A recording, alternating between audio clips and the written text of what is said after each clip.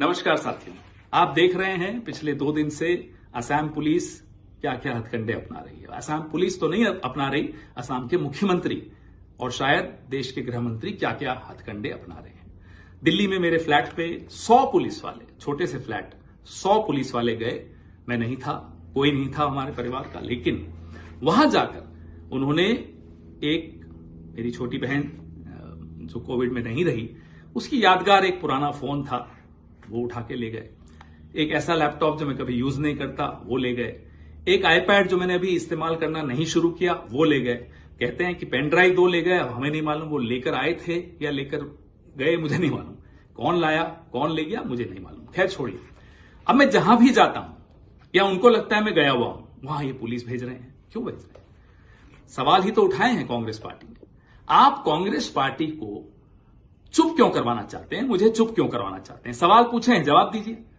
हम कहते हैं साहब ये कागज और ये जानकारी आई है, इसकी जांच कीजिए। क्या ये गलत कहते हैं हम? आप जवाब देने की जगह सबको गाली दे रहे हैं, पुलिस छोड़ रहे हो, आप डराने की कोशिश कर रहे हो। आपको लगता है हम डर जाएंगे? आपकी आदत डराने की हो सकती है शर्मा जी, हमारी आदत डरने की नहीं है। कारण बता देते हैं क्यों। मेवाड़ का हूं, कांग्रेसी हूं, राहुल गांधी का सिपाही हूं। अब कैसे डरूंगा? तो डरूंगा तो नहीं, लेकिन हां, क्योंकि मुझे बोलते रहना है, क्योंकि मुझे सवाल पूछते रहना है, मैं आपकी पुलिस को जरूर अवॉइड कर रहा हूं। लेकिन आगे भी सुन लीजिए। जो कागज हमारे पास आए और जो लोगों ने वेबसाइट्स के नाम बताए, सरकारी वेबसाइट्स थी अलग अलग देशों की, कि इस पे जाइए, ये जानकारी है, तो वो हमने आप सबके साथ साझा किया। हम तो यही उम्मीद करते हैं साहब आप जांच बैठाएंगे, लेकिन नहीं, आप तो पुलिस छोड़ देंगे। छोड़िए, हमारी पार्टी के अध्यक्ष जिनका राजनीतिक अनुभव आपकी उम्र से ज्यादा है, आपने कल उनके लिए जो अपशब्द इस्तेमाल किए, क्या आसाम की जनता उसको स्वीकार करेगी? इतनी पुरानी, इतनी खूबसूरत सभ्यता, उसमें इस तरह की बदजुबानी बुजुर्गों के लिए तो बिल्कुल शुमार नहीं है, किसी को बिल्कुल पसंद नहीं आई। खैर आप जानिए, आप क्यों इतने गुस्से में, हमें नहीं मालूम। अब कुछ और जानकारियां आई हैं, वेबसाइट्स हैं। वेबसाइट स्टेट ऑफ व्योमिंग की है। सवाल आपकी आईटी सेल ने उठाया कि साहब कंपनी रजिस्टर करो, उसी दिन की है, कल की तारीख है, परसों की तारीख है। तो मैं बता दूं, ये तारीख इसलिए 6 की तारीख की आई है, 6 अप्रैल की, क्योंकि as on request dated non disclosure agreement revoked. तो जब नॉन डिस्क्लोजर एग्रीमेंट रिवोक हो जाती है, जितनी भी जानकारी प्राइवेट थी वो पब्लिक हो जाती है, वो तारीख उसकी होती है। फाइलिंग और इनकॉर्पोरेशन में फर्क होता है।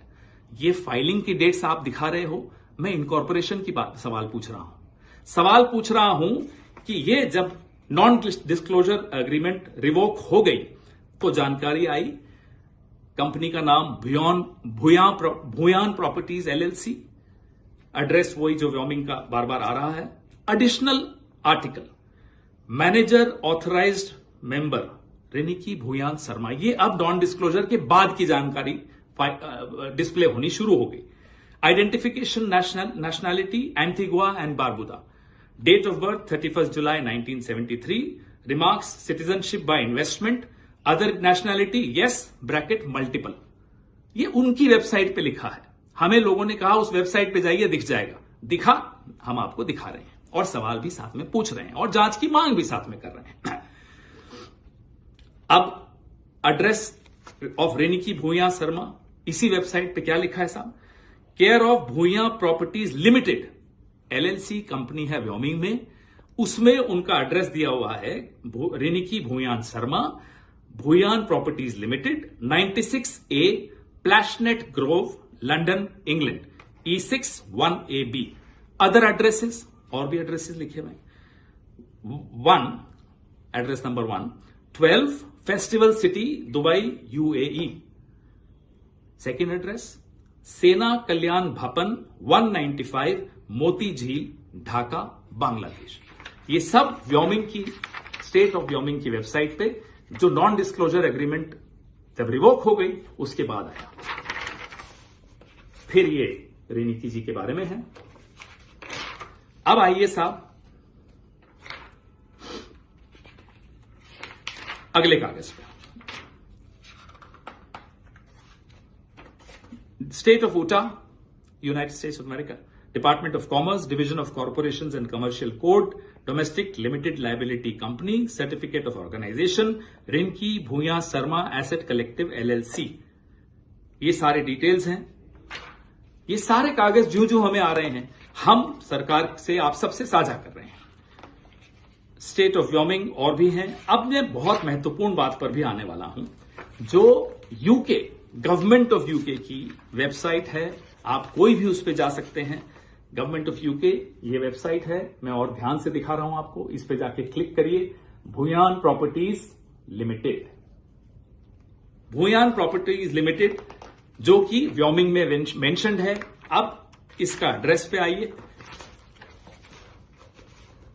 ये इसका रजिस्टर्ड एड्रेसेस और कहां कहां कब कब एड्रेस बदले गए, कौन कौन डायरेक्टर हटाया गया, बनाया गया, ये सारे डिटेल्स आपको इस वेबसाइट पे मिलेंगे। सरकारी वेबसाइट है, यूनाइटेड किंगडम की वेबसाइट है।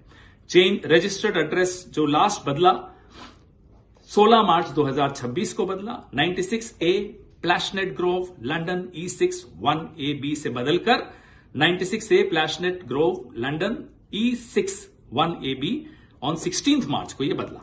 ये क्यों बदला, क्या हुआ, हमें नहीं मालूम।